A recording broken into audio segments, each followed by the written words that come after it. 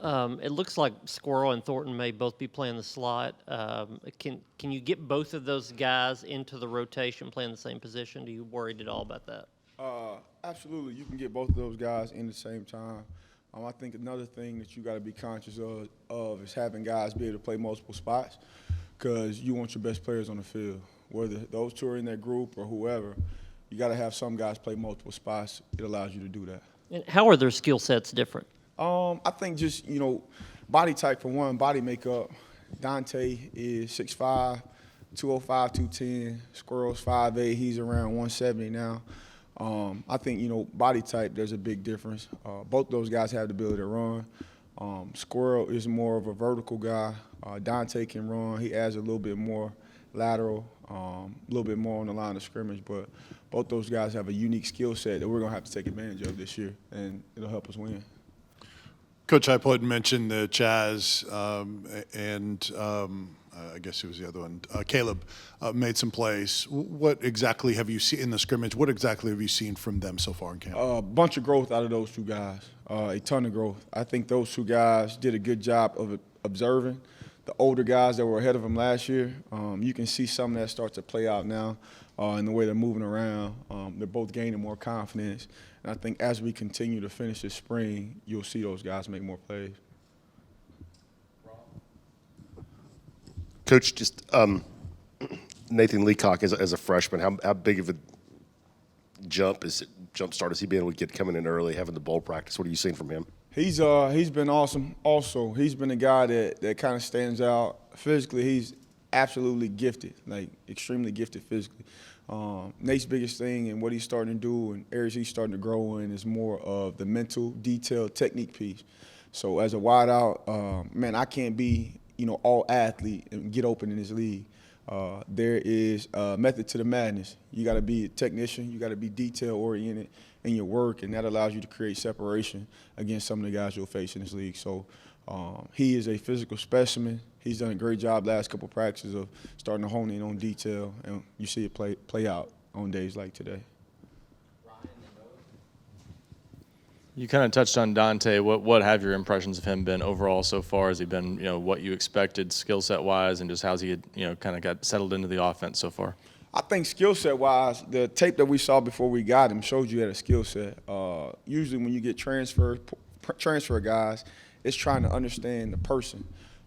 Dante has been phenomenal because he's all football. He loves it.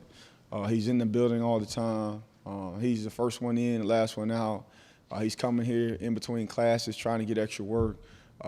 Even when, days that he hadn't practiced it per se, he's the most excited guy on the sideline helping coach other guys up. So I've been pleased with him all the way through. Coach, kind of given what Ramel Keaton was able to do last year, just what have you seen out of him, kind of his growth this spring and has his approach changed at all? Ramel is a savvy veteran. He's all ball. He's done a great job of taking a leadership role. He's been more of a quiet guy, just natural. And I think he's seen himself emerge into that leadership role because he's seen a lot of football. In that room, he's seen the most ball. He's been here the most, and it shows on the level of play. In situations where bullets are flying and other guys may get, out of whack, Ramel's cool, calm, and collected, and that allows him to make plays in those situations. So he's been awesome. Coach Cedric and Jalen obviously gone, but what about from a production value? What do you expect your unit to be able to do this year, especially with that offense as the way it moves? I think that's to be seen. I think that's why you got to stay in it. I think part of the word process is you never know what the end product will be. We could start hot and, not have the type of work ethic we want, and things go the opposite way. We could start not the way we want to and start to work and prepare the right way and get things going. But I think that's always to be seen. My main focus isn't really the end result or production. I just want to see these kids operate. I want to see them build habits because those are ultimately what's going to take over when bullets are flying. Year two as the wide receiver coach, how much more comfortable are you in your position? I would say at this level, you never want to feel comfortable. I think a continuous pursuit of growth is what I try to maintain. I feel like in this league alone, man, if you feel comfortable in an instant, you're probably getting worse. So for me, it's to continue to be aware of my players, what they need, put pressure on myself to get that to them every day. At slot, again, Valus played that position one way, Jalen played it another way. Do you like that challenge? Do you enjoy sort of molding the position to different players' skill sets? I think offensive football is all about molding your players, right? You talk about Valus, and he was a bigger slot. He's 5'11", 6 feet, 210 pounds, built like a running back. He's the toughest guy in the world. I think Jalen was, 10'4" and 100-meter in high school, long strider, completely different skill set. Even further, you add Said, who's 6'3", 210 pounds. He's a 50-50 ball guy. He don't jump like Jalen, big catch radius. But as an offensive coach, you have to tailor your system and what you do around the skill set of your players. I think even more, us being able to be successful with a bunch of different body types and a bunch of different skill sets shows recruits, man, it don't matter what I look like. These guys can put me in position to win, and they can help me get to where I want to get to. Cameron Seldon is starting out with the running backs, but obviously has the versatility of helping you guys out potentially at some point too. Did you lobby to get that specimen out with your wide receiver group? And if not, do you maybe get to work with him in terms of some routes in case you do need him in the pass game? Absolutely. We're always lobbying for athletes in the wide receiver room.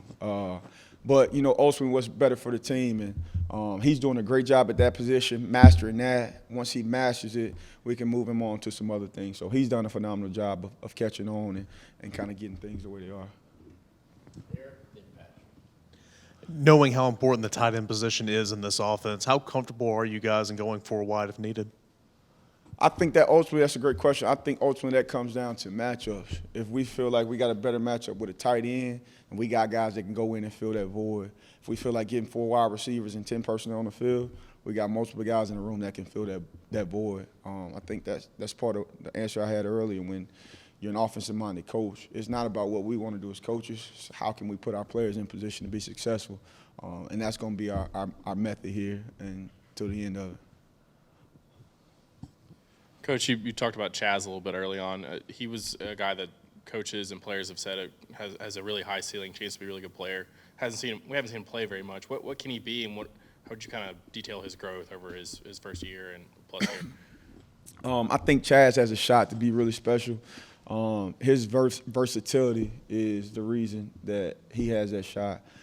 You can line him up on the outside. He's smart enough to play slot. He's nimble enough to get in the slot and make people miss and work through traffic. He has a big enough catch radius on the outside to hold a point and go get balls down the field. For him, he's grown mentally. He's starting to develop a dominant trait, mental dominant trait, similar to the one you saw Said have, where he just wants the ball in his hands.